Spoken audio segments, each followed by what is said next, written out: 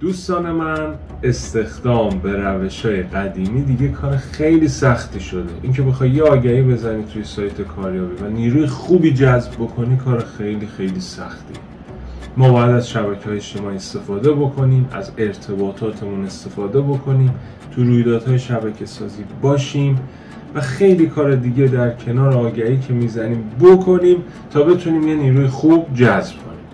در کنارش سازمان‌های نیروهای بهتر و بیشتری جذب میکنن که رو برند کارفرمایشون کار کردن و تو فضایی که همه سازمان‌ها دارن رقابت میکنن برای جذب نیروی حرفه‌ای، باید منافع و مزایای بهتری برای کارکنانت ایجاد بکنی تا بتونی نیروهای بهتری جذب بکنی.